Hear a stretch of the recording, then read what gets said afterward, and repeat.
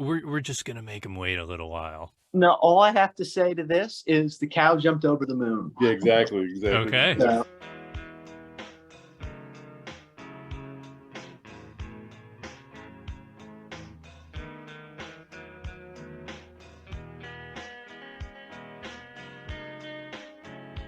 I'm actually really, really glad to see you both, and really grateful that you were able to adjust your schedules.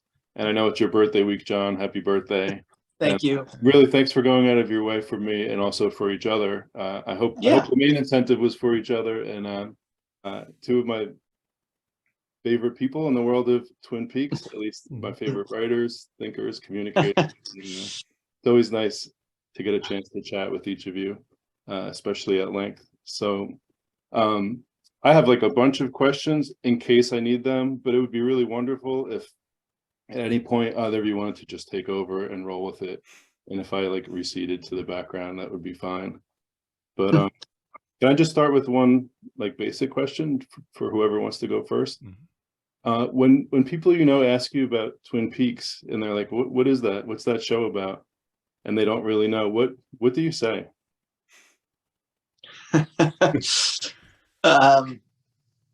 I guess I asked if they know who David Lynch is first. We start broad and move in, and oftentimes they will know something of David Lynch. They'll know either Elephant Man or Blue Velvet, and then I will say, well, he did a television show. He worked on a television show. I mean, you start with David Lynch. Mark Frost is not going to help really at that point, and then just generically say it was an unusual show, has a following. It was a challenging show, and I've spent a lot of time studying it. And if they're curious to continue, then we continue. If not, I don't pursue it. I let it go. There's no point in trying at that point to get into it. Yeah, that's funny. I actually don't even mention David Lynch if I'm going to do it. I basically just say, it's like all the prestige television, like Sopranos and all that. It kind of started with this show because not a lot of people in the grand scheme of things watched it. But, there's a lot of people who did watch it that ended up making really great television afterwards. And, then it's got a supernatural edge to it too. Right. Yeah. And if that intrigues him, then I don't know. Yeah, it's interesting you mentioned that. I'm going to skip to something from the bottom of my question list. I might as well. Do either of you think, and this might sound a little weird, do either of you think like any of the supernatural or sort of like spooky stuff or like eccentric or like odd stuff, even like the weird stuff with time that happens, do you think any of that exists in any form, like in reality as we know it? There's something that question popped into my head. Honestly, I was rereading your article, John Bernardi. Yeah. And for some reason, it just popped into my head. It was like feeling very real for a moment there. Yeah, I think it does, and it doesn't. Like, I think phenomena like that has to exist because enough cultures over the centuries have like, tapped into something, whether it's, fairy lore or UFO abductions or like whatever, it's all basically the same kind of thing. And I feel like there's something out there, and shows like Twin Peaks, like they'll start with that and then, just put a plot on top of it. So, like the way Twin Peaks does it, I wouldn't call that, something we could see in reality, but I feel like there is stuff out there like on a metaphysical level in some capacity. Okay, thanks. I'm probably more skeptical of that, but I will say I've done a lot of study both for when I was writing the book and then just because I'm interested in quantum physics, which there are phenomena in quantum physics that is almost as if it is supernatural. In fact, they use terms in quantum physics like spooky. Spooky action at a distance is one. And some of those phenomena they seem magical, that things could be entangled, that if I affect something, I change something here, then a million light years away, I might be instantaneously changing something there. So I'm fascinated with that. And I do believe that study of quantum physics does open up these ideas that perhaps there are phenomena that we've experienced that we just can't explain now, but maybe someday we'll have a better understanding. I'm gonna let you answer first, because that's kind of like what I skipped over all that part. Like that's kind of more what I mean. It's like what you're saying about like it being spooky, or it Sure, maybe being able to be explained later on. But right. like until we can, it's going to be described in like supernatural ways. Right. And what you were talking about before, the other cultures and other religions. I mean, I don't know if you've ever seen the book the Tao of Physics, which is it's actually a look at physics through the lens of Buddhism, Hinduism, Cool. and the idea that some of these cultures and religions have tapped into ideas thousands of years ago that quantum physics now is starting to, and David Lynch talks about this too, although he'll say, well, we've proved it, but all that they've really done is they've acknowledged that there are these phenomena. And so what you were saying about other cultures and that you see it occur in these other places, similar ideas, does kind of lend some credence to the idea that there is something still to be explained, if that makes any sense. Yeah, it's interesting. I've been not learning much, but I've been listening to a little bit about different people's take on like the simulation theory and the idea of whether we live in a simulation, and supposedly the math odds are very much for it, but that's just a little weird. But anyway, one of the things they talk about is how time works like in a circle, and how time works in some like looping sort of way. And they also talk about how, in order to save resources like in the code, I don't know what I'm talking about, but everybody has their own sort of perception or their own sort of subjectivity on things, which allows for less processing power to be necessary. I don't know really at all what this means, but it's just interesting that a lot of these ideas from the show, that they resonate in so many different areas, like outside of Twin Peaks. And I'm not sure if that's just coincidence, or if the makers of the show are tapped into other big ideas, or I'm not so sure. But I do know that both of you explored, well, John Thorne especially looked into Hinduism a lot for his latest big work, and you, John Bernardi, were looking at like esoteric Buddhism a lot for your big work. And would either of you care to just riff on that for a moment?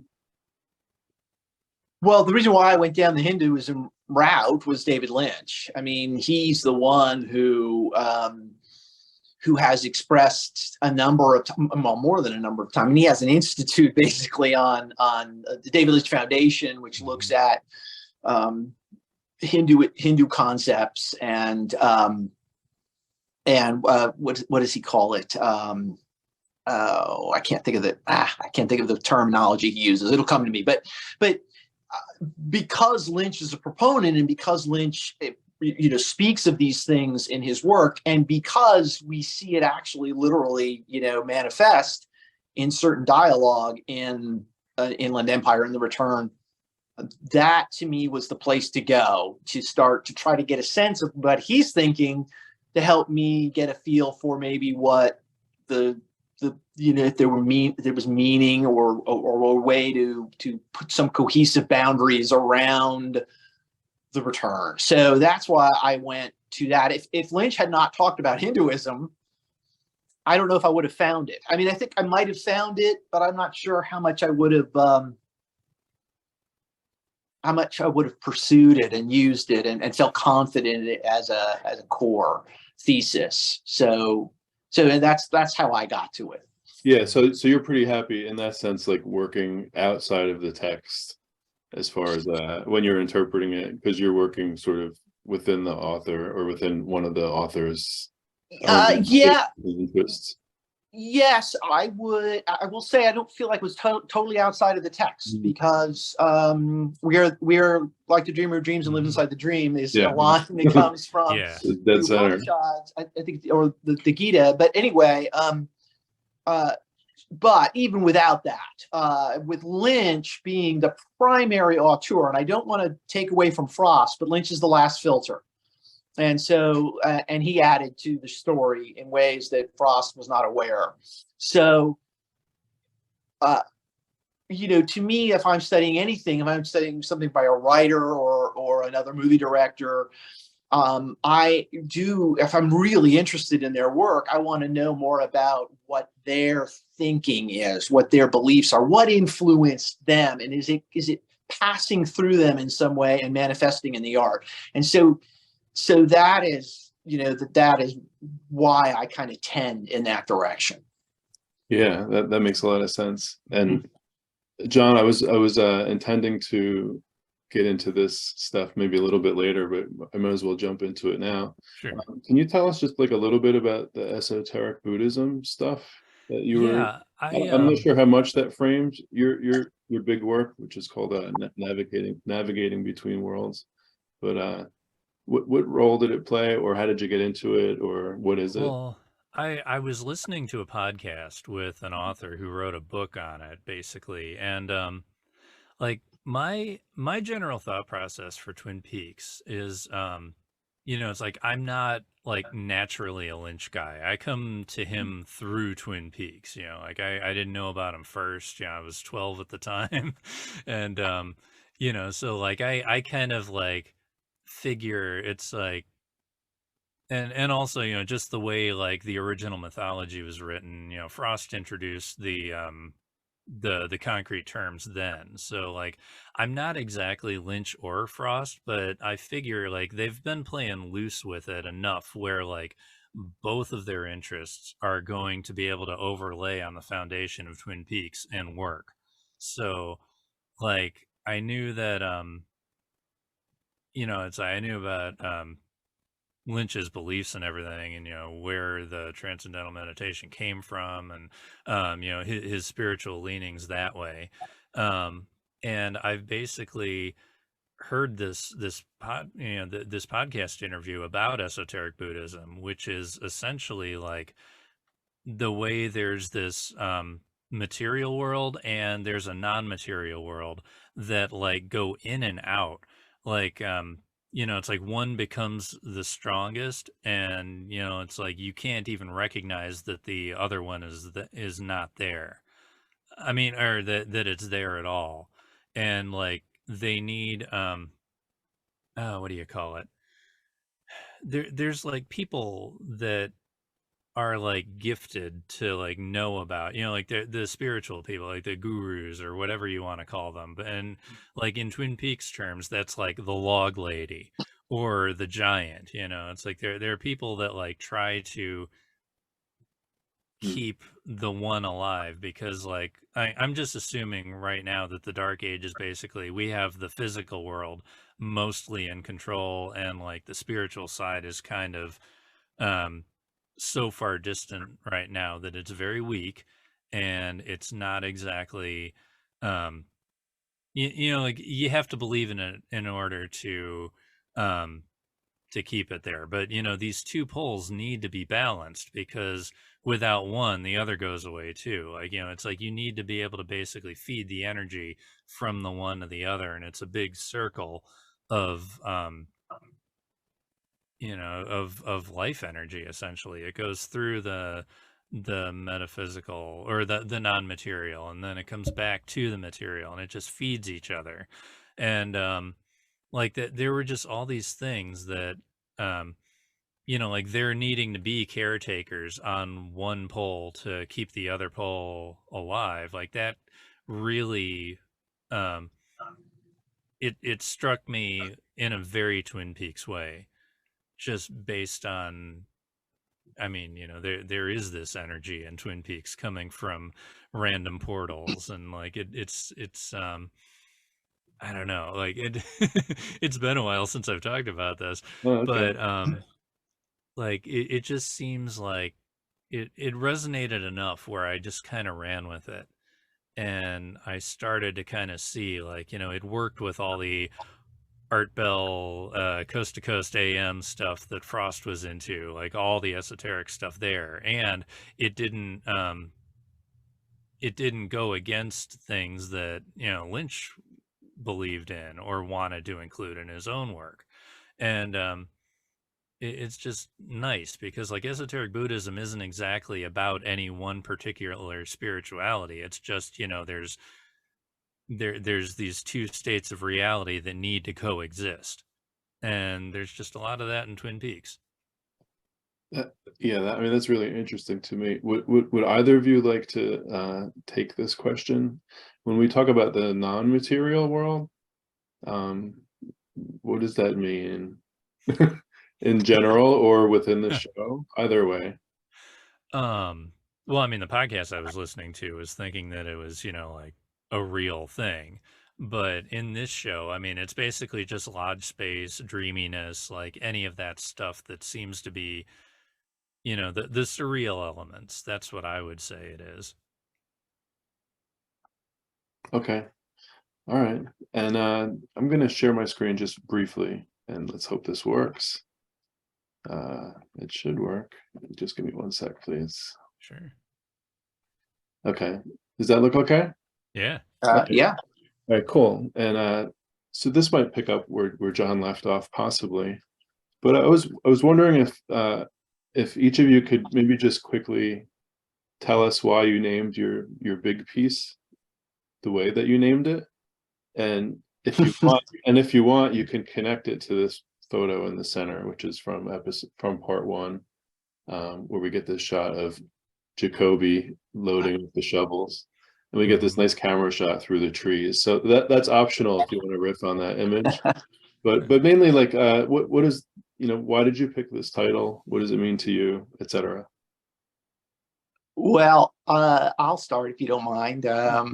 Why did I call the book Ominous Whoosh? Is that basically what you're asking? Yeah, including the subtitle and. Well, the subtitles actually. Yeah, okay. The subtitle. Well, the subtitle, A Wandering Mind Returns to Twin Peaks, has 2 meanings. I mean, the first, well, I don't know if there's any order to them, but I believe that Cooper's presence is there throughout the story, and that he's watching what is transpiring, and that his mind is wandering, and that's why we don't follow all the stories to conclusions, or we get snippets of things. He's distracted, and he's just sort of wandering. The other meaning is that my mind is also wandering through Twin Peaks as I try to process the new show. The main title, Ominous Whoosh, was just it just sounded good to me. I was going to call it Drink Full and Descend. That was the first title, and I rejected that for a couple of reasons. One, I think it was just too long. I was trying, like we did with Wrapped in Plastic, I must say. I mean, I was trying to find a name that maybe Twin Peaks fans would recognize, but that didn't say Twin Peaks, just to be playful with it.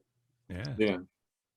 And the book has many interesting synonyms for both ominous and whoosh. Like, I learned the word Scytherism, I think. A bunch of other. Yes. So that was good. So would this be Dale Cooper's point of view, perhaps? It could be. You know, one of the other things that's crucial to especially this new Twin Peaks is listen to the sounds. You know, listen.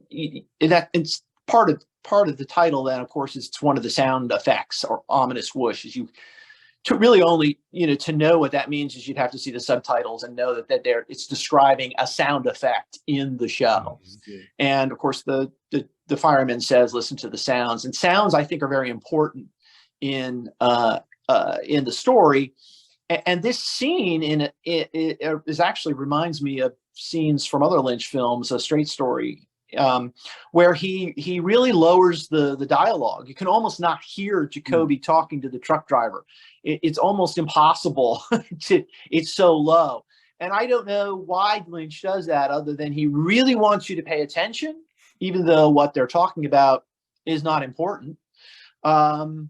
Or if it creates that sense of distance, you are you as a viewer, or if you are Cooper, you can't quite get close enough. So that's how I would relate it to that picture. Yeah, that's good. And even the you hear more of the sounds of the nature and the sounds of the wind more than the characters themselves. So it's almost like those are primary characters as well. Like, yeah. That's cool. How about you, John? You have Okay. a nice title here. What's that all about? Yeah, well, I mean, navigating between worlds, it's like in the Firewalk with Me poem, it's like a magician looks out between two worlds. It's got that kind of vibe to it, but also like, how do you essentially navigate this world that is basically stuck right in between a physical world and a lodge space world? And yeah, I mean, it relates to the picture to me in that this is the first physical world scene that we see, is these shovels showing up. And it's like, sure, I kind of think because Cooper kind of, I mean, he entered the lodge and his double came out. And I kind of feel like he's the one kind of shoelacing everything together, and it is sort of his point of view, but sort of not. It's like because he's kind of reversed his polarities, he's sort of like steering the set design for this world that everybody's living in.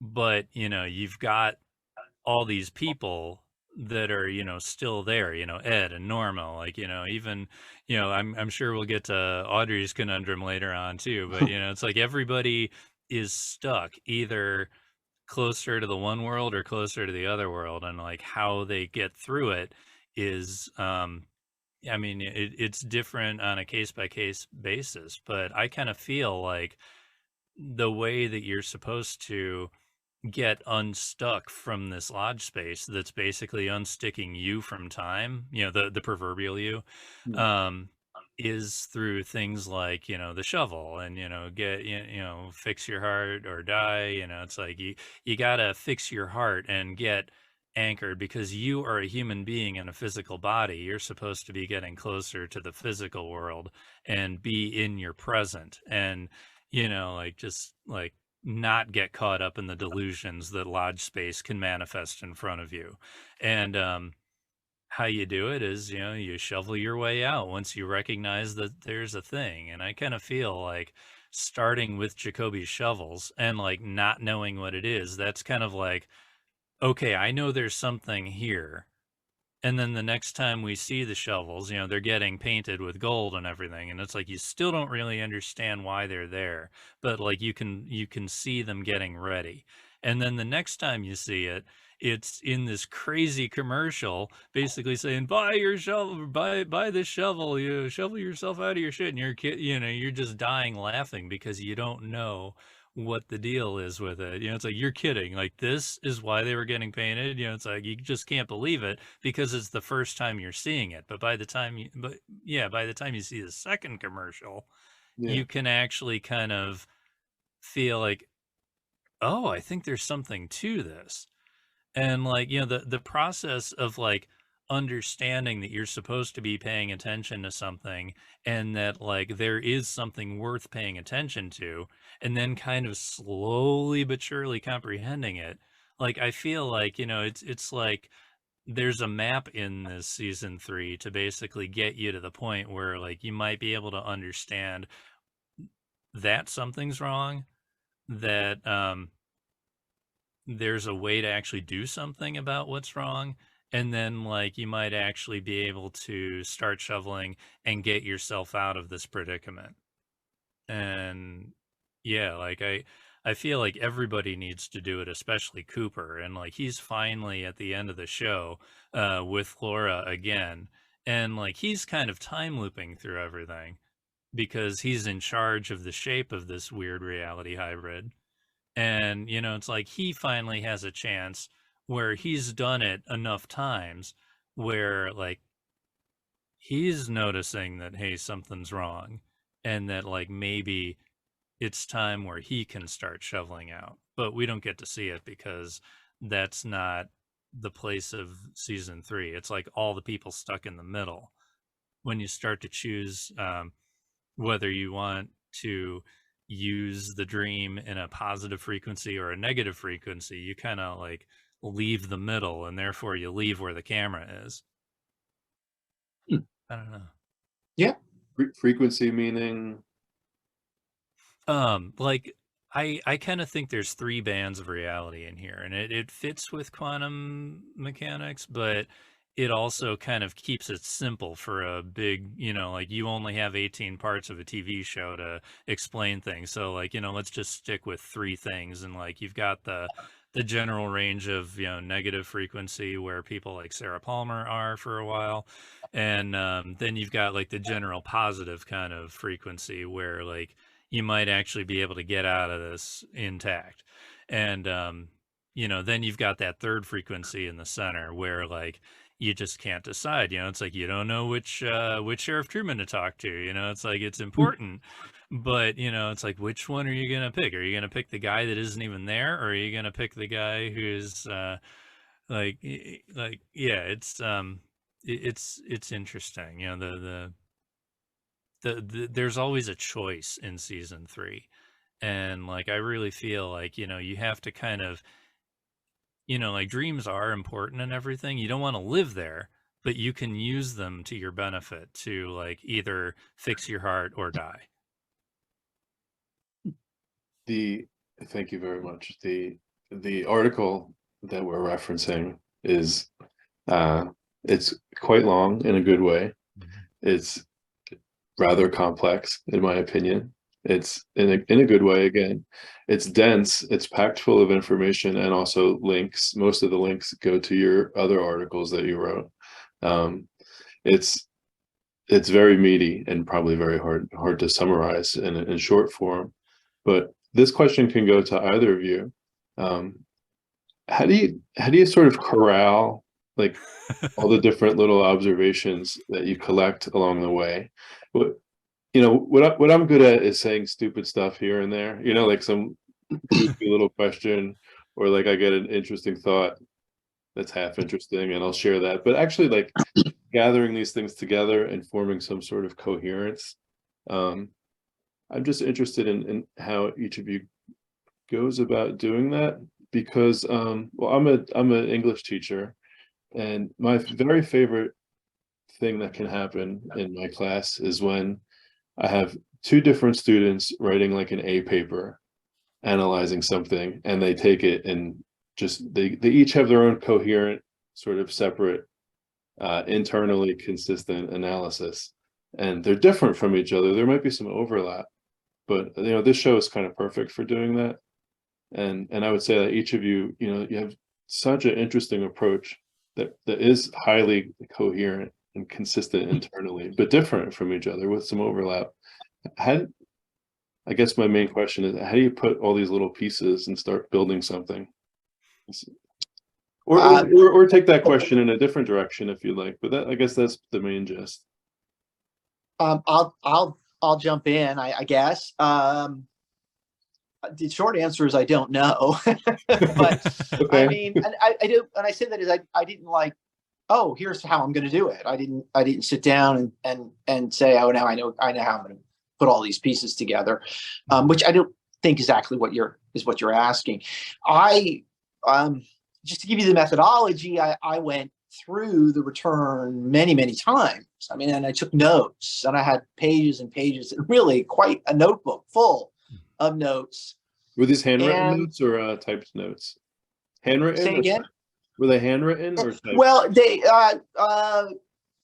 they were typed up, and then as I went through it, I would add handwrite in more and more notes to them and make notes to, like in part 16, go back to part 3. You've got to, you know, and then go back to part 3 and say, something is going to happen in part 16. You need to kind of at least allude to it or footnote, make a footnote. And in that way, because it's 18 parts and it's so long, there were things that were happening at the end that I thought were important at the beginning. And so my note taking allowed me to, when I was writing, to jump a little bit forward and you know, kind of put a boundary around it. You know, you can forget what happens in part 3. And so I wanted to try to bounce back and forth between the beginning and the end, because the middle is kind of its own static, in many ways, its own static section. But I'm getting off on a tangent here. So I had a lot of notes, a lot of fascinating things. For me, I didn't want, not all of them really had a substantive meaning to the theses that I had, but they were interesting.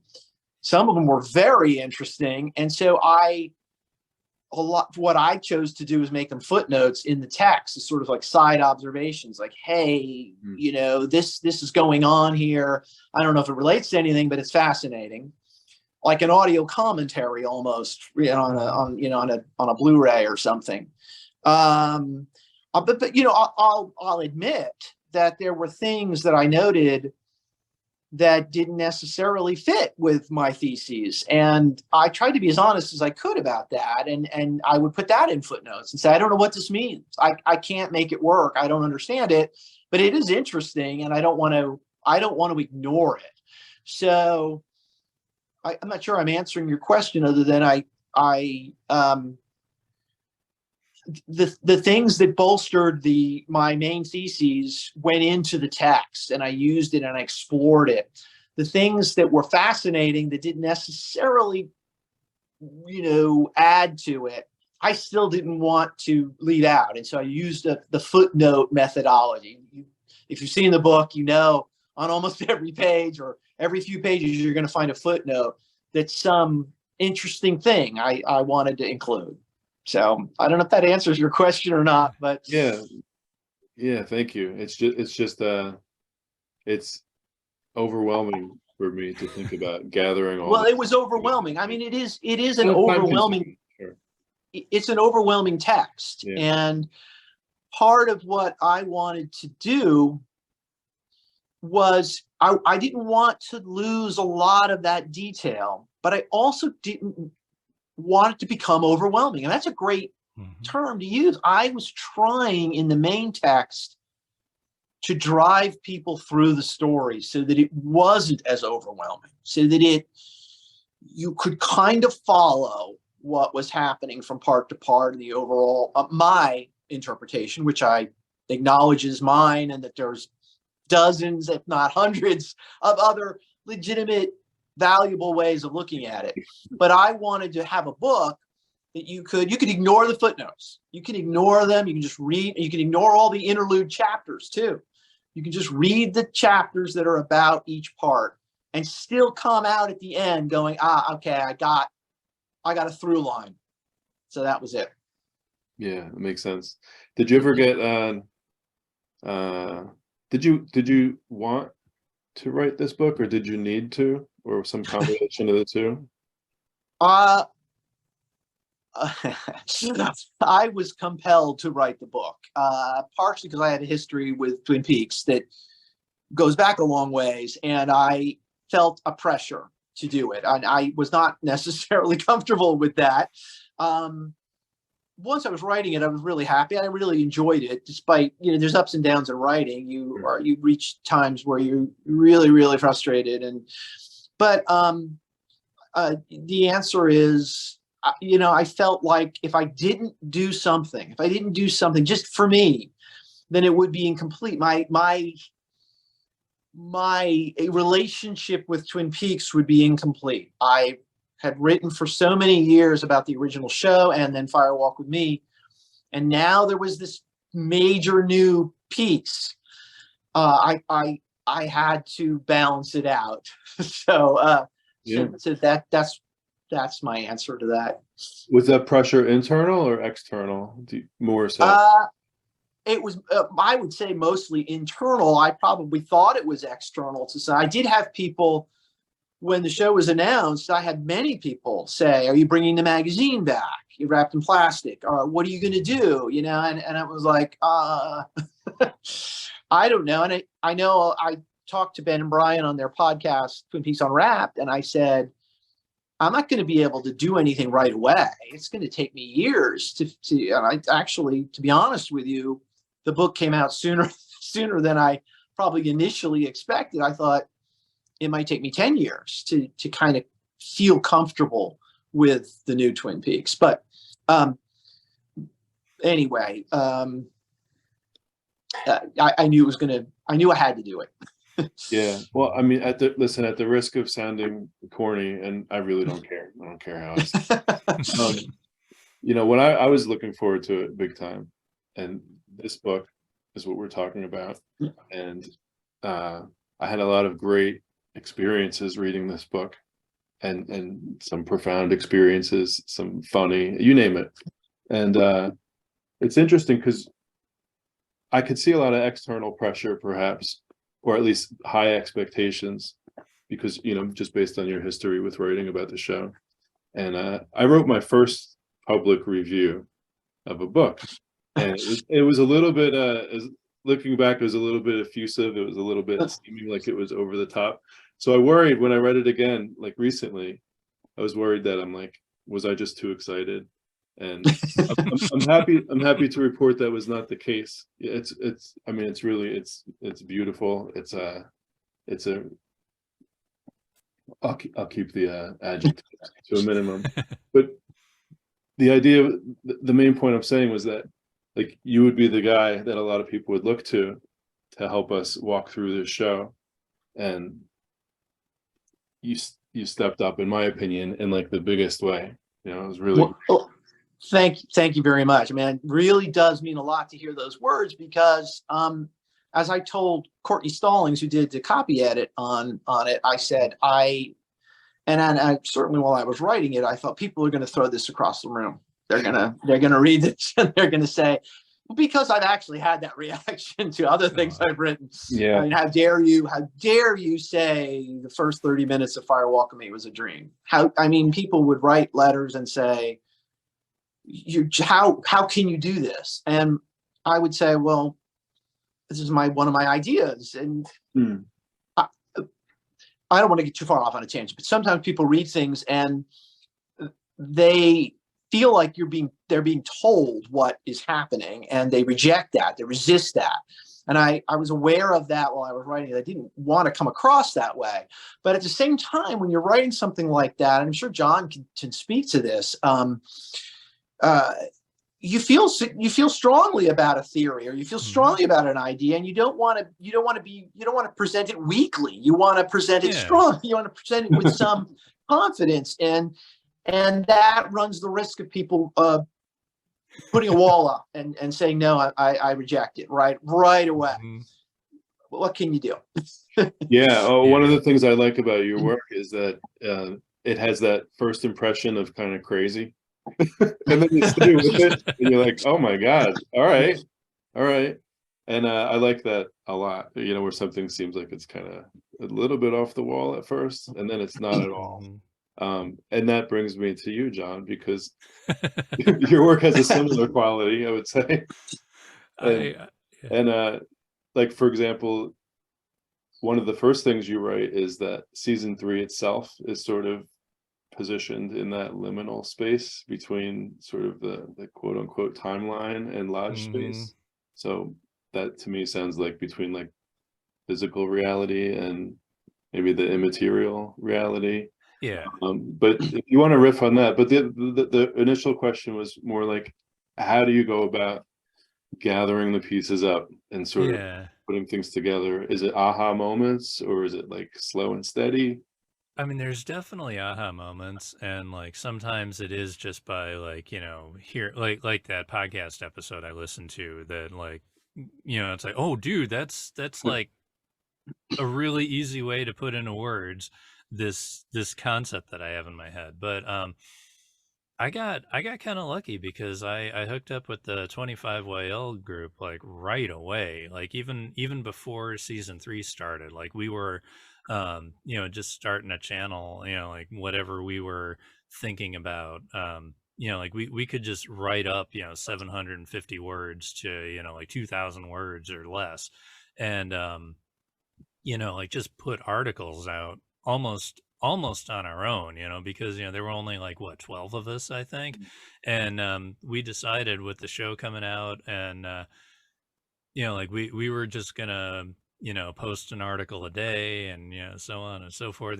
We started strategizing that way. But unlike John, who had wrapped in plastic all those years, like I was a 12-year-old who was basically, Bob was my boogeyman, and like I didn't have anybody to talk to about it. And it's like I had all of this stuff just bottled up in me, like, because it's like I was on my Twin Peaks island, and like I had nowhere to go with it. And finally I started kind of coming out into the fandom around 2015. But it's like early 2017 when 25YL started, and I hadn't actually written much of anything. I mean, I like to write on the side and everything, but like I've never done it professionally. I never did this, I never did that.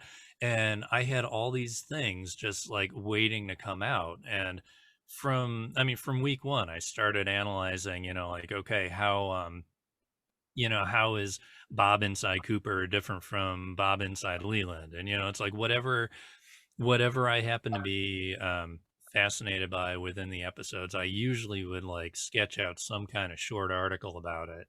And I had plenty of time, like in process of the show, like even before we knew where the plot was going to go, um, to like start ideas and like get the ball rolling on my thought process. And like um every time an episode came out, it's like, okay, what do I think about Twin Peaks now? What is my relationship now with this show?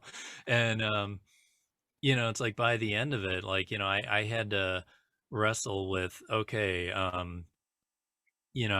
think Cooper kind of screwed up. I had to kind of deal with, okay, there were a whole bunch of middles, but like a lot of, I mean, a near complete lack of like beginnings and endings to any story arc. It's like we're just like seeing people in the middle. So like, like what do we do with that? And it's like all my theory stuff that I'd already kind of put together, plus me trying to wrestle with that, is how I ended up arriving at the idea that like season 3 is essentially the mirror, and you either look out and like if you're facing the world, you're going to see the original, and then if you look into the mirror, you're going to see where Bob came from, and like where he was on the other side of Leland. And then I was just trying to go, when I went through season 3, to just kind of rewatch it. Like I wasn't exactly taking copious notes, but I was like trying to see what it was doing and what characters were doing in what order they were doing. It's like how I described the shovels. Like I mapped out earlier, like how, the progression of like all the scenes where either Jacoby's in it or, talking about shovels. And like, I just did that with everybody. And I ended up finding a bunch of people that were stuck, like they were either disconnected from, from time, if you're looking at people like Jeffries and Cooper, or they're stuck in place like Lucy and Andy, where they can't even like renovate the study that they want because they still have a kid whose room it is, even though he hasn't been living there for a while, apparently. So like, there's all this stuckness.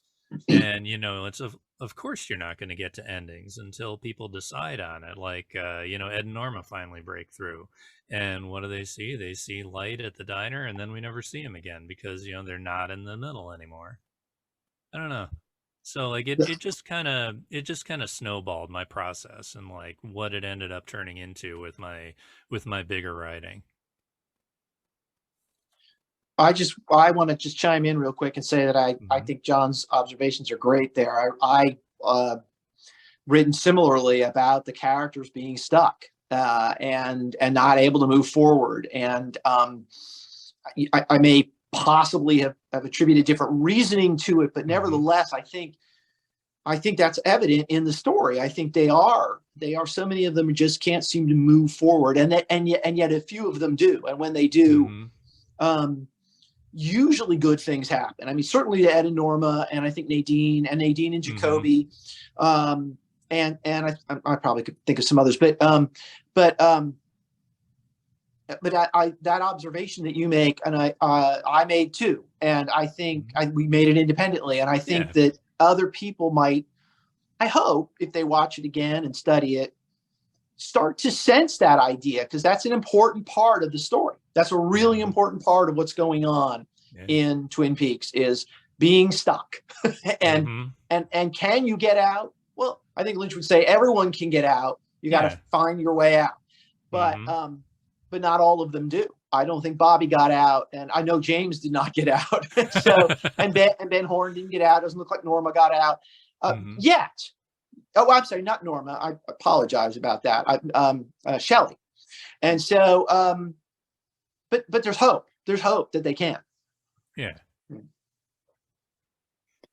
John, you were talking about John Bernardi. You were talking about like all the Roadhouse scenes and those booth scenes, those booth characters.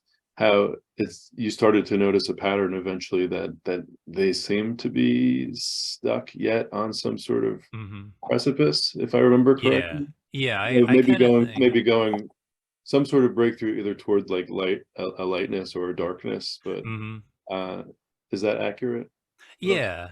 Like I feel like there's signposts all over with Lynch. You know, it's like he doesn't use words; he just uses a repeated theme or whatever. And like I feel like, you know, like if you see the Roadhouse sign, it's probably starting with like the positive frequency, as I'm calling it, and then like if you're seeing like the reflection of the Roadhouse sign in the parking lot, you know, the one where it's reversed, you know, then it's like it's a negative frequency automatically. And like, you know, there's like these, it's almost like a code of like, you know, it's like, okay, you are here, meaning, you know, it's like, okay, you're at the Roadhouse, but it's essentially a junction point between two frequencies. And it seems like every one of the Roadhouse randoms, like they end up coming up with a change in them. You know, it's like whether it's like you know, the rash girl and her friend, you know, like they didn't get out, you know, that, you know, it's like they just kind of decided to fall into the shadow, and like, you know, the white of their eyes are looking at the world, you know. But then you got people like I cannot remember their names, but you know, Tricks with them, you know, the guy who like almost gets hit on, you know, because of the car coming the wrong way, you know, possibly because it's a reversal, you know. It's like all the cars on the wrong side of the road driving behind Nadine when she's walking away from her negative point of view. Like it's you know, there's like all these little tiny soap opera scenes in with the Roadhouse randoms that kind of like illustrate to me like I don't know. I just kind of think like in general, it's like all these people are stuck in the same place. And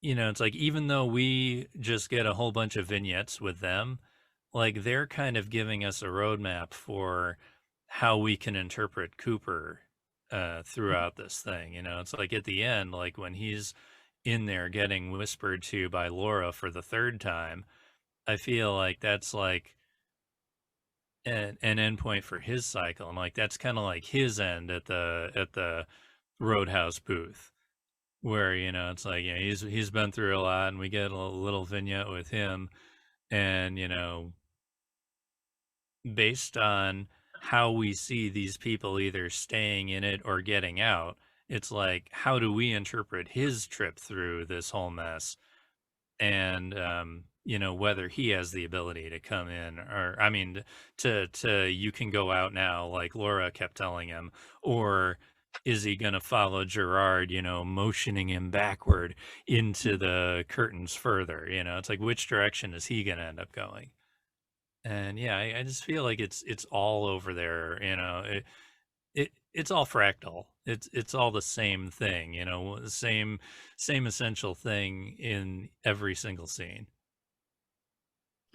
Did he, could he have gone out? You know, when she says you can go out now, Mhm. I think so. could could he have gone out? Was there a choice involved? I know that you both have said to me that he certainly could have, that he Yeah. had some sort of choice. Yeah, she only I'm told him. less certain about that, but what do you guys think about that moment and its importance or non-importance? You can go out now, and he doesn't. Yeah. Yeah, well, he couldn't believe that. Like, he couldn't believe it was that simple. You know, all she said was, "I'm going to see you in 25 years." You know, it's like there were no other stipulations, and it's all these other people telling him. You know, it's like, "Oh, these are the rules." You know, it's like you're I don't know. It's really easy to get distracted by things like that, and you know, like the whole Judy thing that like never existed before before now is like a metaphysical entity or whatever it is. You know, it's like I kind of feel like all that stuff is the distraction that is built in lodge space, and like, you know, like you can live in there if you want to, but you don't have to. You know, it's like you just listen to the people that are sitting with you saying, it's like you can go out now. I definitely agree with that. I agree with the idea that we, especially that what you said, John, about getting distracted by something that's maybe not as important as the story seems to be implying. Mhm. And I think Judy's a great example of that. I think the whole "who is Judy," you know, uh, I think some of that, not to get too far off on a different topic, really, but I think some of that stems from two different creative impulses. Because I think Mhm. Frost would be happy to get into the narrative and connect dots and explain things. He does it in his books, and so for some people, that's exactly what they want, and it's quite satisfying. I don't think Lynch is that way. I think Lynch is more interested in leaving it vague and leaving it open, and also maybe implying, as you say, the idea that don't get distracted by trying to pin down an identity, because it's not, that's not what this is about. Um, so I like that idea a lot. I like, the thought that ultimately, I think what you're saying, I don't want to put words in your mouth, but I think Mhm. I interpret it, and I believe this, is that the characters do have some power over themselves. They just Mhm. can't quite figure that out. And that is a Lynchian thing. If you go back and you look all the way back to Eraserhead, Mhm. and Lynch actually has said this, um, in interviews, if there's anything that's getting in the way, it's yourself. You're getting in the way of yourself. And I think that's an idea that fascinates him when he's exploring these characters in his movies, and certainly in Twin Peaks, is that the characters are getting in the way of themselves. Mhm. So he wants to explore that. Yeah. And I know Frost does too, because he's all into like intrapersonal alchemy and like all these other concepts that he says that Jacoby's into. And, you know, like I think that's what they shared when they first came together. It's like, okay, what kind of story are we gonna tell? And, Yeah. you know, it's like, yeah, like I feel like, you know, it's a loose enough foundation like that where it is about, you know, taking personal accountability. And then like, you know, I mean, Frost is no dummy. Like he knows the Lynch is just going to go off and paint things the way he sees them. So like, you know, I think he's made peace with the fact that like the narrative isn't necessarily the point. And like, you know, like what would the point be? It's like to, you know, illustrate who takes personal accountability and who doesn't. And, you know, maybe try to turn it into a morality tale or something. Yeah. No, I agree. I agree. Yeah. It's interesting to hear you say, like, you know, the narrative might not necessarily be foregrounded, and that's just a reminder that there's so many different ways that you can look at a text, and this Hmm. text in particular, that, you know, the temptation is often to try to unpack or unravel, or, you know, figure out the plot.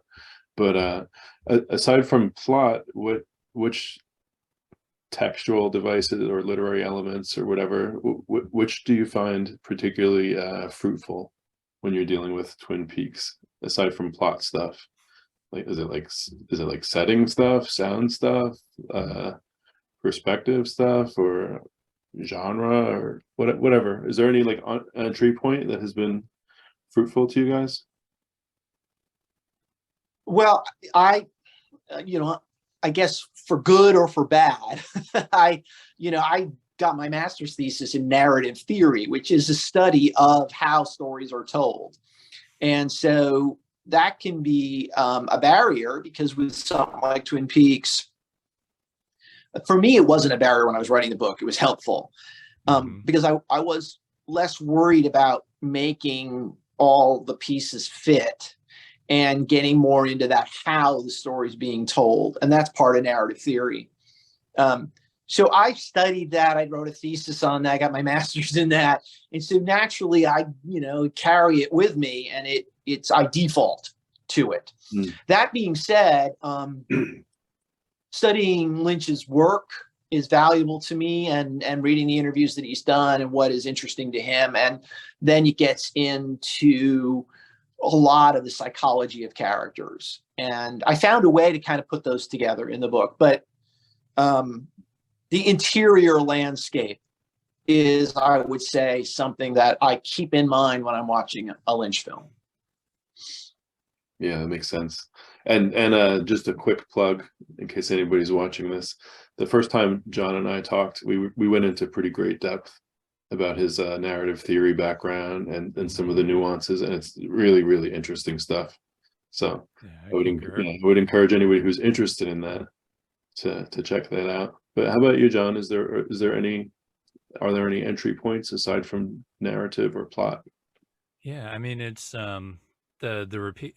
the imagery that repeats, the sounds that repeat, because like I know Lynch is, the sound designer. So like, like pretty much any kind of handholds I can get on it would be absolutely great to pick up on. And I do kind of want to, like, I do tend to pay attention, like when there are like mythologies or religion overtones, like anything like that, because one thing I've noticed, like I'm sort of getting into the Jung side of things too, because Frost is a Jungian, and it seems like all of this stuff, like the like the stuff that John, you're dealing with in ominous Whoosh, like it's like that's kind of an archetypal story too. And like that kind of fits in with the way that like the Jungian analysis seems to work. It's like they go after archetypes a lot. It's like I hear them like use the Bible, or use like like it's like there are always like these mythological sort of archetypes. That's the word, archetype. Good Lord.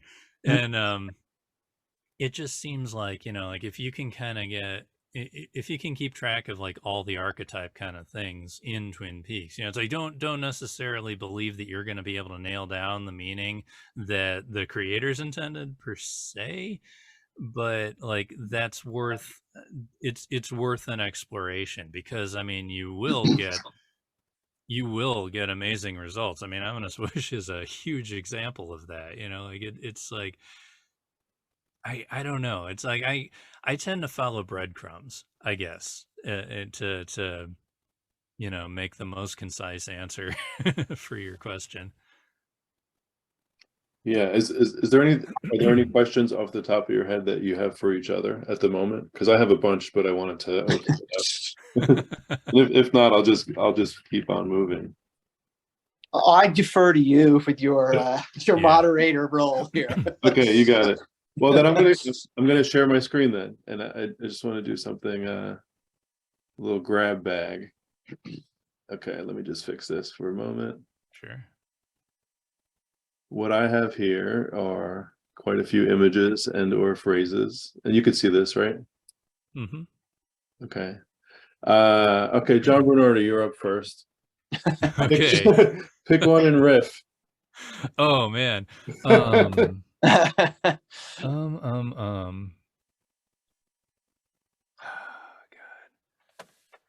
My head just goes all over the place with this stuff. Like Yeah, this is bad. This is bad form from a teacher's point of view. You know, to like overload of data. So, but anyway, I just want yeah. Well, I've kind of already riffed on the insurance salesman with Lucy. Okay, the cowboy statue out in front of the Las Vegas Lucky 7 Insurance, and Dougie Cooper like pointing at it, you know, like trying to imitate it in a way. Like there's all this stuff about like family and, you know, home, but, you know, family in season 3 where like, you know, that statue is basically referencing Lynch's father. And you know, both Lynch and Frost kids are in this, and you know, I mean, Frost himself is in it. You know, it's like anybody who is like family or um, is helping in any kind of way. Like there's a big through line of gratitude in season 3 as well. You know, it's like it might be dark, it might be meandering, but you know, it's like one of the surefire ways to get through it intact is to focus on, you know, like the good things. I mean, you know, it essentially lumps into, you know, the positive frequency for my theory, but you know, just from you know, being human and like, you know, embracing togetherness rather than like going away. Like it's all there, and like I feel like okay, with the father statue, there's also this generational thing, you know, like I mean there's generational trauma, but then there's also generational um you know, connections and history with family that um it's just a giant through line in this season that's like totally worth paying attention to, especially for the people who just think it's so bleak in there, you know? I don't know. those scenes with the statue, in particular, when he's like pulling at his coat sleeve, and the security guard scenes, and how that comes around, like the security guard comes back later in the night. Those, for whatever reason, have the strongest emotional effect on me every single time I watch it. I can't quite understand why or explain why. I don't have much more to say than that. It's just those scenes are just killer. Mm-hmm. Especially, I think he's trying to say what his name is to the security guard, or I forget what question he's asked, but Kyle MacLachlan's just delivery of that line from the inside out, and his body language and his voice, it's just incredible. I had that as a screenshot on my laptop for like 2 years straight. And I love Windswept. That's probably the song that I've listened to in my classroom more than anything else. It's like always playing in the background on a loop. I don't know, what do you have any, you know, I mean, you don't know me well personally, but do you have any thoughts as to why that is so affecting either of you, that particular scene? Well, I think, you know, I've written about it a little bit. I think Cooper as Dougie is this purely good character who, you know, changes the people around him and makes people better people. And I think, not that the security guard wasn't to begin with, you don't know anything about that character, but their interaction is one, it's sort of very pure, it's very helpful, it's very person to person. And I think both Lynch and Frost were trying to kind of look for goodness. And you know, the show and the movie before really did amplify the badness. And this was an opportunity here, and Frost has talked about the Dougie character, for them to explore goodness. And I think they succeeded. Makes sense. John, would you care to select I want to Yeah, turn this you into. know, I want to turn this into a board game at some point. It's going to be a fun game where so everybody riffs on the yeah, same thing. there's so many great pictures here, and many of them I have written in detail about. So I am not going to pick any of those. I am going to pick what I consider probably a rather obscure one, and that is in the upper right corner, the character that is the Bosomy woman, who appears to Mr. C in when he, I don't know, it's part 14 or 13, I can't remember what part it is, where he's trying to get into an audience with Philip Jeffries, and this character appears and opens the door for him. There are a lot of characters like this in the story. They are these marginal characters. They almost exist entirely off screen, and then they drift into the frame briefly. And I think, having read some Kafka, because Lynch was interested in Kafka, I schooled myself on Kafka, and he talks about these sort of marginal characters, or Kafka features these characters that they don't necessarily make narrative sense. But in The Return, there's a number of them. There's these two misshapen figures that are in Beulah's trailer or cabin, where Daria, and why am I losing the name? Ray have to sort of check out. They have to go and sort of get approval or whatever it is. It's obscure, but it looks like it's some sort of routine they have to go through. There are other characters like that who appear once or twice, and they are seemingly inexplicable. I like to call them dwellers upon thresholds, even though I wouldn't assign them that identity as a specific, unique individual that may be a different figure in the story. But I find that they embellish the story in a way that you won't see most other directors. It's almost as if Lynch just intuits, we need something here. Now, are they a reflection of the psyche of the character? Are they literally these independent, autonomous figures? I don't know, but I'm fascinated by them. I love the idea that they're almost like figures who are sent to observe, who are watching, who are there like we are to some extent, and they interact minimally, but they bring with them this for lack of a better word, they bring with them an energy. There's something, they imply something larger going on, which is what Twin Peaks is. We're sort of getting a glimpse of part of it, and there's so much that's happening outside of the frame.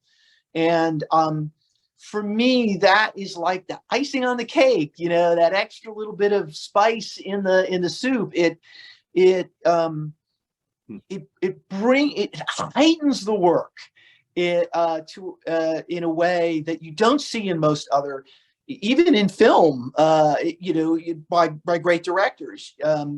They're not willing to risk the inexplicability of something like that, and yet Lynch is willing to do it. And so I just wanted to comment on that. I love those instances in The Return. Yeah. John, same character. Do you have any observations? Yeah, I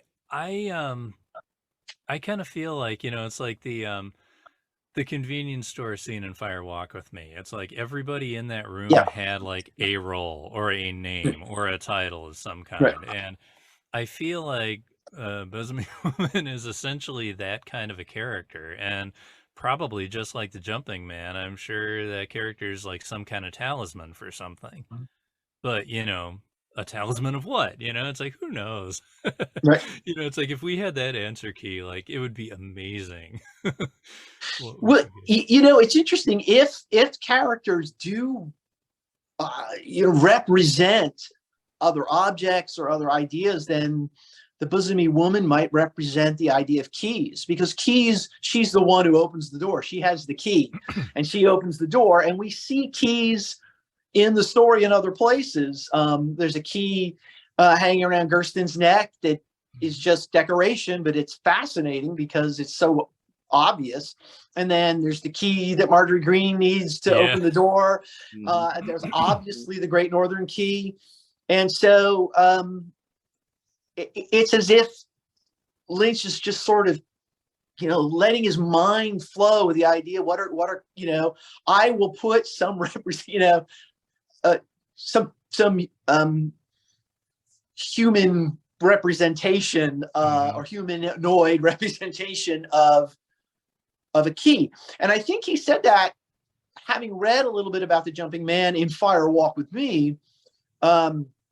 Is it Carlton Lee Russell, I think, who plays the Jumping Man, said that Lynch said to him, he was like a talisman come to life, as if he was really just an object that manifested as some sort of humanoid figure. And that could be what the Bosomy woman is. But anyway, I don't mean to to hijack the story that way, but it's fascinating. Oh, no.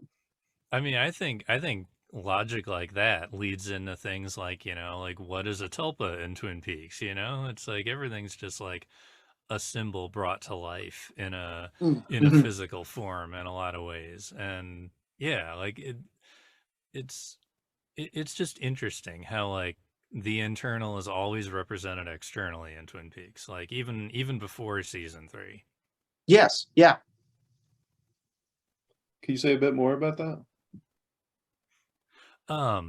Well, it's it's just like like wants are amplified by being so close to lodge space portals, as far as I'm understanding it. And you get things like Nadine like actually being able to become a cheerleader. You've got Ben Horn becoming a general for a little while and like waking up like he thought it was a dream. Just I'm Bob. Yeah. There's so many things in Twin Peaks that are just it's like it's just explained to us visually, and because it's explained to us visually, that means like everybody who lives in that reality kind of has to experience it whole cloth, like it's 100% real. Yeah, that's interesting. And maybe for you, John Thorne, this might explain partly your connection with the show, because you're somebody who's said you were attracted to like the internal landscapes or the inner dynamics, and in this show so many of those internal principles are sort of like made external, where they're sort of like walking around, represented in some way. And maybe that's part of the appeal for you. Yeah, I think specifically it's the way Lynch paints with his brush, I guess, in that those ideas are in his mind. He wants to express them. He's done it in other works, and they are intriguing in a way. I guess perhaps I just don't see it in other artists the same way. They don't strike me the same way, but they do in what Lynch does. John Bernardi, I have a lot of questions, but did you want to play one more round? And you can say no. No, I keep looking at that Cooper on the videotape from Fire Walk with Me, where like sometimes he can see himself like in different places, and like just the weird way the time is like out of sync there, but like in other ways it kind of reflects on like what Lynch would settle on in season 3, where like you've got like multiple woodsmen just like flickering in and out and everything. Like it's almost like when you're at a junction point, you can kind of see multiple paths at once, and that to me means that that one scene in Fire Walk with Me, before Jeffries walks in, is kind of at one of those junction points, or because Jeffries is there, like Lodge Space is just like making everything kind of jumpy and like like they're moving the effects, forward, backward, and like it's just like we're just like even Cooper can recognize that things are just like loose. Interesting. Interesting. Yeah, that scene was really blew my mind the first time I saw that. I was just completely baffled seeing him on the screen, you know, and then on the monitor. And then when it came back in the return, or at least, you know, some version of that Philadelphia scene, that was really wild. John, John Thorne, when you saw that in the return, like that callback to the Philip Jeffries and in the Philly office scene, what was your first reaction? Do you remember? Wow, my first reaction. Well, I had written so much about that, you know, as being Cooper's dream, that I guess I was a little worried. I'm like, uh-oh, what are they going to do? But, you know, but then, you know, it's after that Albert has the most fascinating line where he says, I'm beginning to remember that too. And, you know, it was this idea that it was then that I realized, oh, well, some of these things may have been erased from their mind, or they've forgotten, or they're not capable of holding it in their heads. And then that, you know, helped me make my sense of it. Although, you know, recently I saw something on Twitter as people have been analyzing it, and I've been following various threads. Someone suggested the idea that Albert was remembering the unofficial version, that there are two versions. And I mean, that's a fascinating way to look at it. And I think Frost would say that that is what his intent was. He says it almost explicitly in the Bushman book that Cooper created a parallel reality. And I'm not sure Lynch subscribes to this, and I don't necessarily, but Frost does. And that's just a fascinating way to look at it, that they have memories from different time streams, that it happened for, you know, in one world, but it didn't happen in another. You know, it's a curious. I haven't explored that. I could probably spend some time and write something about that. I'd have to give credit to the people who created it. I'm not sure who it was, but it's a fascinating idea. But, you know, just another quick comment about the Cooper in the monitor, and that's such a quantum physics thing. I mean, that is such it feels so quantum to me, the idea of observer effect, that when you look at something, you collapse it into one observable reality. And it's almost as if Cooper's trying to collapse it into one reality, but it keeps getting back out into that, into that open, you know, field of possibilities, that it could go any possible way there. And so it's collapsing and then it's opening. And, you know, that contradicts the idea of quantum physics. And yet it is such a quantum concept. It's almost as if Lynch is playing with that. It's really, really fascinating. Yeah. I mean, collapsing makes me think also of the glass box that sort of collapses in on itself and moves in and out. Do you guys have any thoughts on what the hell is happening with that effect? The way Cooper gets. Yeah, the way he gets stuck in the glass box and then it sort of collapses in and out, and then eventually he gets. You know, I'm gonna punt on this, and I do this in the book. I think it was, at the risk of overanalyzing it, I think it was something that Lynch really thought was a neat effect. It's how Cooper gets out of the box, and we're not just going to have him evaporate out of the box. We're going to do this interesting shifting of. There may have been a lot of intent behind it. There may be a deep meaning behind it, and Lynch had it all figured out, or it could be that Lynch said, "This looks cool." I'm going to go with the Lynch looks cool. Yeah. Yeah, I think in reality, yeah, it's probably Lynch thinks it's cool. So, but you know, it also has like a certain alignment thing to it too. Yeah. Though. Like, you know, you can't be too close, you can't be too far away. You got to be kind of like, you know, right where you're supposed to be, and then like you can kind of walk out of it. I don't know.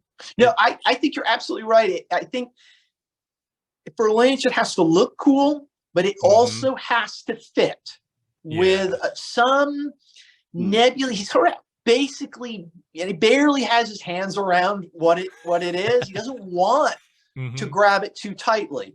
He wants to let it kind of flow. And he accepted that visual because it worked in an intuitive way where you can, if you want, you can start to interpret it. Whereas a different way of showing Cooper leaving the box wouldn't work. He would reject it. He would say, it just doesn't feel right. And so I think you're onto something. It's more than just it looks right. And yet it almost kind of stems, he just knows what looks right. And so he goes with that without overthinking it. Yeah. It feels right. You know, it fits the vibe of that episode. It fits the vibe of the show. It's interesting. You could imagine giving like I think like a teacher often. So you could imagine giving an assignment to like maybe 10 directors, and the script just says Cooper leaves the box. It's like, okay, go do something. Yeah. And he's always going to come up with something that no one else is doing. Right. I think that's pretty much the hallmark of so much of what he does.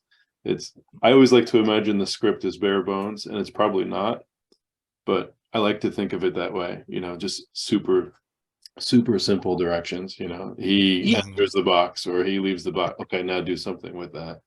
So, you know, there's actually kind of a real world example of exactly what you just described. It's a little different. It doesn't quite fit, but it's the Lumiere and Company film in which they gathered a bunch of directors together, and the only thing they, you know, told them is you got to use the original Lumiere camera and you can do anything you want. So it wasn't quite like narrowed down as much, but Lynch produces this work of genius. You know, I'll admit I have not seen a lot of the other Lumiere pieces, but I've seen the Lynch one many times. And from what I've read, it stands out, you know, dramatically from the other works that the other directors did, because Lynch just has something that allows him to go, you know, a level beyond. And so I assume you may know what the Lumiere, the Premonitions of an Evil Deed is what it's called. It's like 90 seconds long. Yeah. So it's amazing. Super cool stuff. If it's okay, if you have a few more minutes, and I have as much time as you want, a couple easy questions about Twin Peaks, since you guys are kind of experts or scholars or something. So can I start with a general easy question? Why is there so much backward talk in the Red Room? And why is it so like riddle based or so condensed or compressed into these sort of oddball statements? You want the easy answer? I'll take anything you guys got. Well, the easy answer is Michael J. Anderson had this talent to be able to speak backward, and Lynch knew about it, and he said, okay, let's do it. And then just because it was cool, like we were talking about these other things, a mythology grows around it that blossomed and went in directions that neither Frost nor Lynch probably ever even thought about. And so that's, I think, the origin of the backward talking. Yeah. And the oddball statements, for lack of a better term, like it seems like it's potentially like a ton of information that is just compressed into like one sentence that your average human is not going to understand. So you almost have to be a little higher level, or on like to use John's word, maybe you have to be tuned to a different frequency to be able to understand these strange statements. Or what do you think is up with the weird talk, not just the backwards talk? Any thoughts on that? Can you give me an example of weird talk? Yeah, like that gummy. Where we're from, birds sing a pretty song, like that kind of thing. Yeah, I've got great news. Yeah. The gum you like is going to come back in style. Oh, okay. Yeah. Yeah, that makes perfect sense. is that like a novel compressed into one sentence? Is that? Go ahead, John. Go ahead. I kind of feel like there's a little bit of code in there, you know, like the way that the fireman seems to be loading people up with like cues to remember at a later point, to like remember things, and like preparing. Well, yeah, like the gummy leg is going to come back in style. You know, it's like that kind of triggered Cooper to remember the dream that he couldn't remember once he was awake, that kind of thing. But what really fascinates me is that, like, you hear about like Freddie Sykes, you know, and hearing about the fireman, you know, telling him like very clearly, you know, it's like, you do this, you do that, you know, from this guy right here, there's going to be one thing, you know, right here, and it's the one with the one glove, and so like, and then Andy, he gets these visuals in a movie, so like I think that in a way, like, the people who are experiencing this connectivity to the lodge or the red room, they're going to be met where they are. You know, it's like the language, you know, the universal translator like translates to things that are going to entice you to pay attention. And Cooper seems to like these what do you call it? Like these clues, you know, it's like he wants a case to solve, and he likes riddles to solve, and you know, it's like the cases that don't seem to be solvable at all are the best ones, you know. Yeah, I know the feeling, and that's actually incidentally, that's like a principle of persuasion that Erickson, he's kind of a hypnotist type guy. His whole thing was like, meet people where they are, you know, speak the language that they're already speaking, and sort of start there and then bring them where you want to go. But that's really interesting. I wonder if Freddie got some sort of gobbledygook sounding message initially from the fireman, but then when he tells it, it's in, you know, really perfect storytelling English. But I think you're probably right. It was probably delivered. And what does it mean to jump on a bunch of boxes, by the way? Is that a British term, boxes? He's like, I climbed up a bunch of boxes, you know, and then away I went. I have no idea what that means. Yeah, you got me. I don't know. I do agree with you. I do agree. I was thinking that same thing, that in all likelihood, Freddie got a visual, you know, bunch of programming installed. And it wasn't explicit to him. What the fireman didn't say, go get the glove. The fireman just installed it. And then Freddie knew what it meant. And he was able to translate it for James. That's how I would read that. And that fits in really with the idea of Lynch's whole interest in communication, and how we can each tell the same story with whole different words, different terminology, different ways of telling it. And so everyone who encounters the fireman gets the information they need, and they say it the way that makes sense to them. Yeah, that makes sense. How about what's a tulpa?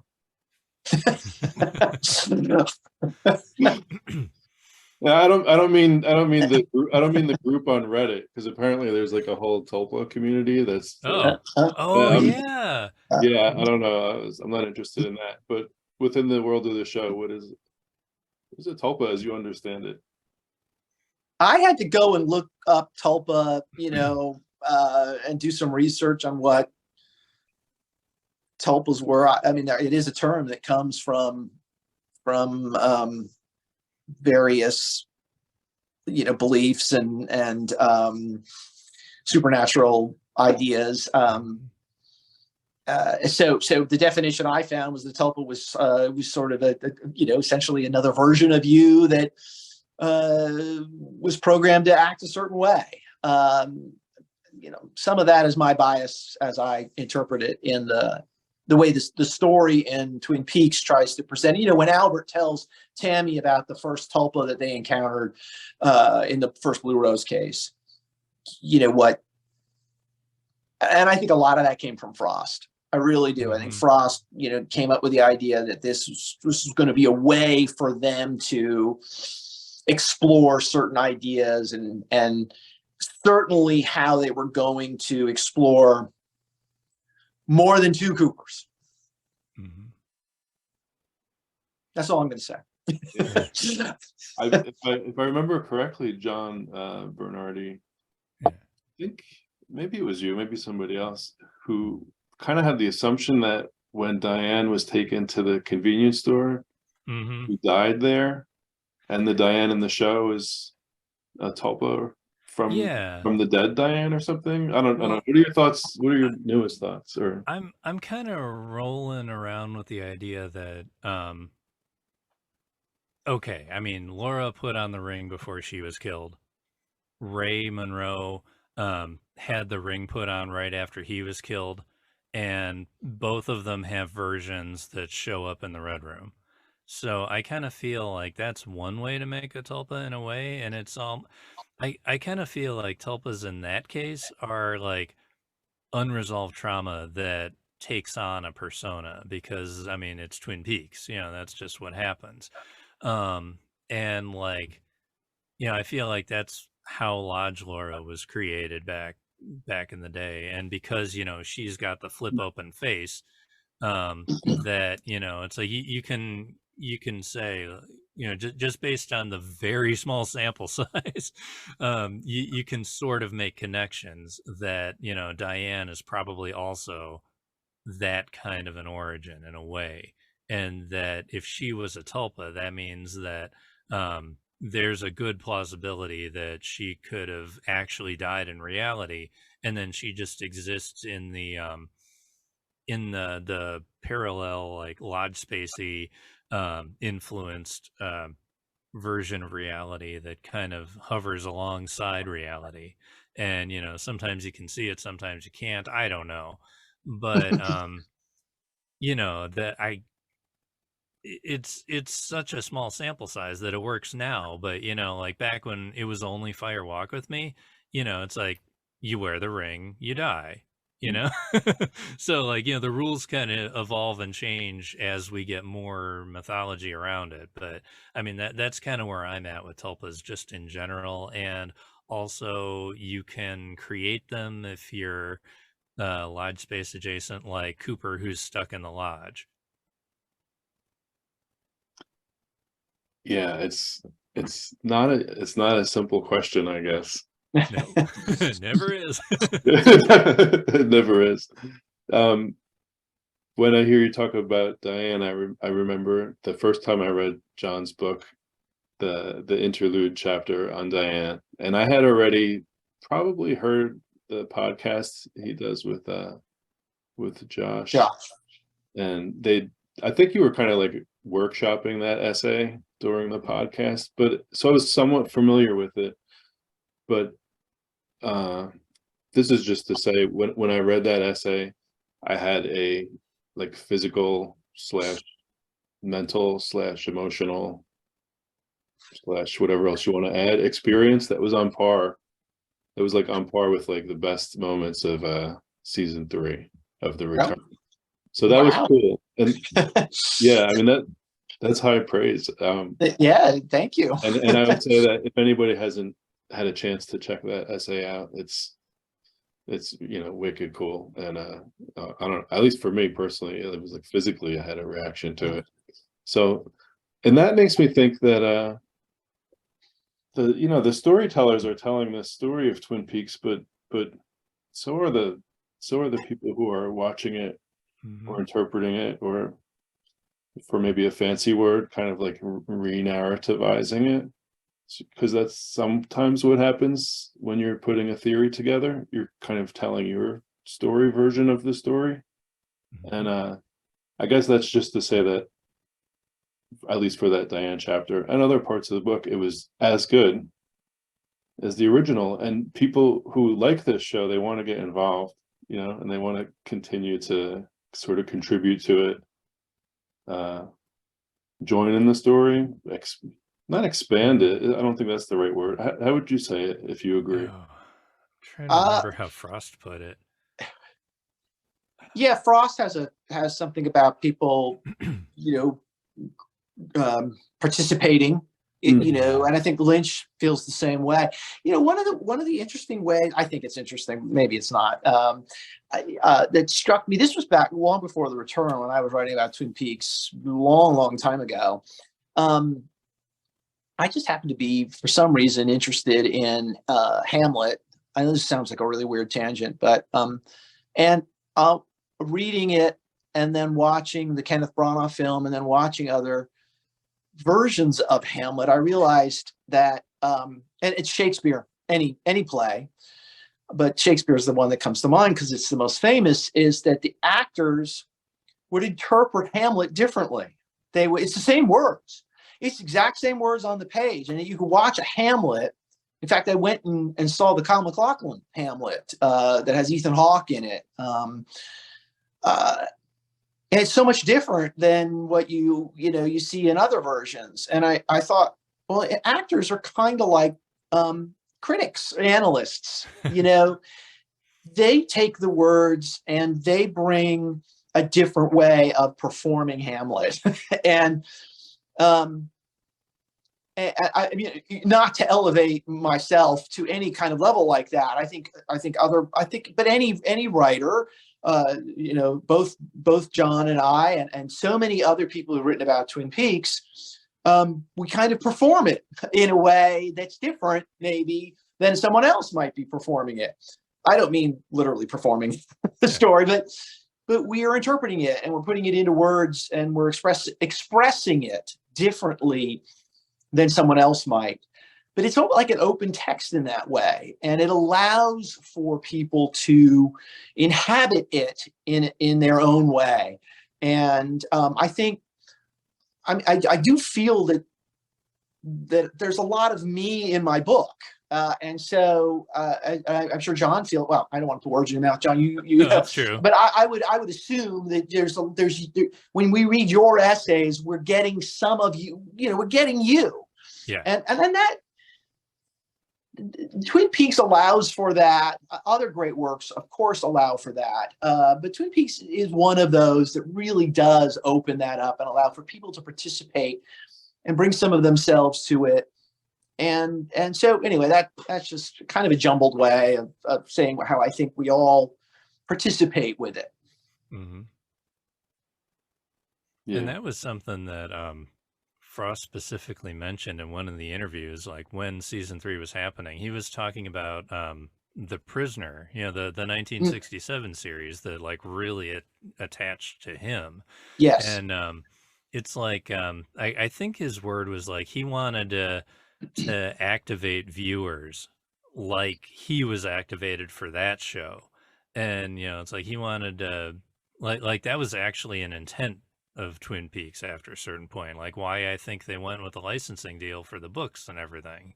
And yeah, it's just really neat that he and Lynch had this chance to like really just like up that to the nth degree with this new stuff. Yeah, that's perfect. Activate's a great word. I like that. John, if I could give you I guess a little bit of a compliment. You were saying earlier that you never saw yourself as like a writer, but you were somebody who liked to write. And I think you were like a big fan of the show, obviously, for a long time. And I know you're a big admirer or appreciator of like many of the different artists who are working with Twin Peaks, especially podcasters. Mm-hmm. And now you have your own podcast. And a recent episode was kind of like an overview / celebration / introduction to like the whole podcast landscape around Twin Peaks. And I'm getting to something. I guess for your own trajectory, sort of like you didn't see yourself as much of a writer, and then you started writing essays, and then you started writing them frequently, and then you started to probably reach out to people you admired, and then you put together a really big theory that we've been discussing, and then you started your own podcast, and it just sounds like you're kind of like you have like sort of a motivation or like a do-it-yourself approach, or Yeah, I think that's really cool, but can you just say a few words about that? Your own trajectory, sort of? Yeah, I'm not. Because I'm going to try to talk you exactly into a sure. book. That's where I'm heading. I definitely have thoughts about things, and I do have a fire in the oven, but it's not anywhere too soon. I think what's going to end up happening is as I go through Blue Rose Task Force podcast, I'm going to be just finally testing out my theory on the old work first, and then, put it through the ringer of Fire Walk with me, and then like really sit down and, just, break down the scene by scene. Like, and it's basically just, like what, a third cycle through the material, like from a deep, kind of standpoint. And, by the end of that process, I'm pretty confident that something else would have timed out with it. So yeah, I'm feeling pretty good about what Twin Peaks has kind of led me into. Because yeah, I just work a normal job and everything. It's like you don't necessarily yeah, the creative pursuits tend to involve a little bit of luck, to really pull it off. And yeah, I just never really had the like soul compulsion to like really devote to it until Twin Peaks came back, and then it's like, okay, I guess we're doing this. And I was going to ask John Thorne to maybe talk you into or out of possibly maybe book or whatever, some sort of other thing. Do you have a case for or against? Oh, well, I don't have a case against. I mean, always a case for. I don't know if I'm good for a person to give advice. I'm lucky I had time. So, I mean, not everybody has time. You're busy with life. My kids are grown and out of the house. My wife's retired. I mean, it was very lucky for me, the timing. The whole Twin Peaks coming back when it did was very lucky for me, because when it came on, I didn't have kids, and I just got married. I did Wrapped in Plastic when the kids were young, and that was its own challenge. And then they grew up and left, and then it came back. I was like, oh, perfect timing. That's perfect. So, but that's okay. So to write a book, of course I think if you have it, you have the drive to do it. You pursue it, and don't. I say don't. I have to be careful the words you use. Do it at your own pace. Mm-hmm. Do it at your own pace. Do it. I thought, oh, I'm going to get this done in a certain amount of time, and then I realized, no, I'm going to do it however long it takes. Mm-hmm. So I think if I'm going to give any advice, and I know you're not asking for it, but if I were going to, if you have some fire, like you say, just take your time with it. Just keep at it, but take your time with it. It will come. It will come together. Yeah. See, I, on the other hand, have no problem asking for advice on other people's behalf, completely unsolicited. But I do have one more advice question, and that is possibly for like the future generation, so-called, because I'm a teacher. And let me just read it. So, do either of you have any advice for young writers who are interested in maybe making a living with language, including in ways that they probably are not thinking about, or possibly like ways of even making some money with language that aren't obvious to them? I know both of you have worked in like publishing in different aspects. I don't know, just any general advice for people who like to write, but they're not sure what's available out in the world. I would just, I mean, again, I've been very lucky, and everything I've done is self-published. So, I mean, I just did it. I didn't have to go through any gatekeepers to tell me, this is no good, or we don't want it. So that would be a piece of advice, is if you want to do it, especially nowadays. It's different now than it used to be. Yeah. There's nothing standing in your way. You want to publish something, you can do it. Really, you can. You can just independent publish. I published this technically through Amazon, but I mean, I completely own it. I completely did it. And no one told me I couldn't, or I had to be a certain way, or so that is fantastic for new writers. That is such a wonderful environment. If you want to do it, and then write for yourself would be the second piece. Don't worry too much about the people at the other end. You have to think about it a little bit, but and then the same old thing you hear from anybody who's ever done any writing is keep writing. It's true. I have found this out. You get better the more you do it. Yeah, thanks. John? I would definitely agree that like right now the environment couldn't be better, because I mean 25YL was a bunch of people that just decided to start up one day, and like we were making up the rules, like, you know, we're still making up the rules, you know.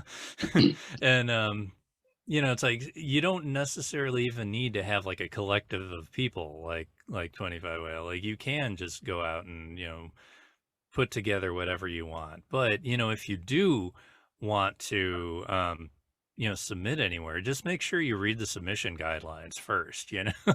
Like, you know, just like if you like a website, you know, just you know, go through its information area and then just, you know, find out what you have to do to solicit the material or whatever. And you know, it might take longer than you want it to get a response, but you know, it's like the only way to not get a response is to not submit in the first place. You know, like you just gotta put it out there. And yeah, I mean, definitely like all the advice John just you know, mentioned, like I completely back that up and agree with it. And yeah, I don't know, I mean, it's just yeah, yeah, we are like, you know, 25YL wants to take submissions from anybody. You know, it's like if you've got a pitch, you know, just, you know, go email us about it, you know, that kind of thing. Like just get your foot in the door anywhere. And you know, one thing can lead into something else. And I mean, I've got well over 100 articles of 25YL now. So like I actually have you know, like I didn't have to have a magazine going since you know, 1993. And like I still have like a body of work now that's available for anybody to take a look at. So like, yeah, it's easy to do if you just put the time in and you know, the consistency. Yeah, cool. Well, I know it's pretty late on your end, so you have 5 seconds to answer my next question. So that is maybe the last question, possibly. Are Diane and Laura the true heroes of Twin Peaks: The Return? I In I 5. disagree. Hero is not the right term. I rephrase the question. Is Laura the central character of Twin Peaks? Yes. That Laura is the one. All right. John? Well, I You've believe stalled for 20 seconds. Now you're on the clock. I believe that I wrote an article like basically saying that exact thing at the beginning. So in a certain point of view, yes, but only in the way that the hero is someone who is in the middle of a problem, and they actually have the opportunity to like go through the steps to overcome the problem, and then they do. So like maybe not hero, but you know, like protagonist. And I feel like in a certain way they both do kind of escape. Like okay, let's do a hypothetical that Dale Cooper did create all this lodge spaciness that he's stuck in. These two ladies are tulpas. he may have created those tulpas. Maybe they don't want to be the tulpa that's stuck in his little thing. So maybe they need to get away and go on to their own path and, you know, get unstuck from whatever he tangled them up in. And then, you know, they come out as themselves without needing to be trapped in somebody else's time loops. So in that sense, I could say yes. But in pretty much every other sense, like, you know, it's like, I don't know. I don't know if there are heroes in Twin Peaks exactly. Yeah, that sounds like a lot of the stuff that I read in Ominous Whoosh as well. It's very, very, very interesting. And now you have 2 seconds for the real last question. There's season 1, season 2, the movie, and the return. Gut instinct. What's your favorite ending? The return.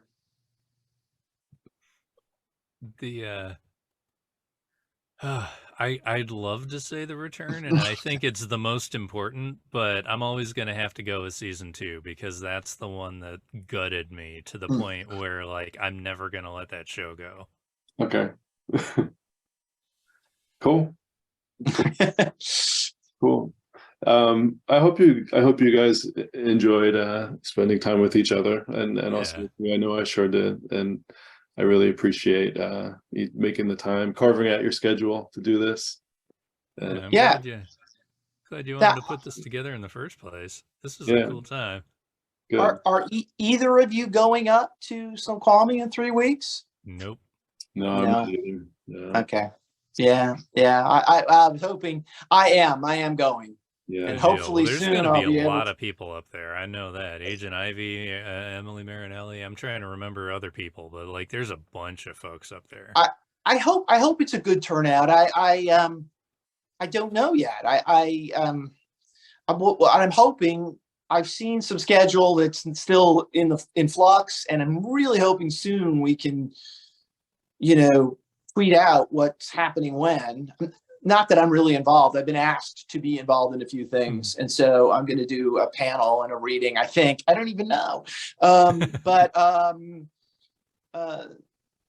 You know, I hope it's a good turnout because I'm looking forward to seeing, you know, a lot of the people you just mentioned and a lot of other people that I've met over the years are going to be there. One particular gentleman I haven't seen since '93 is coming. And you know, that's kind of cool. I'm looking forward to that. Yeah. And you two will certainly be missed. It would be great if you were there, but you'll be there in spirit. Yeah, for sure. For sure. Is there anything else anybody wanted to add? I mean, I'm filled with questions, but I'm going to respect your time. Any comments or anything? Or just good night. Yeah, probably good night is best for me at 10:30 now, so I better go. Yeah, but I had a great time. Yeah, I'm taking the day off tomorrow. I already had that planned. Oh, good for you. My grading done. Yeah. Okay. Good deal. Yeah. Well, thanks so much, guys, and it was a real pleasure, and I appreciate it. And all right, you're on. Okay, take care. All right, you too. Bye-bye.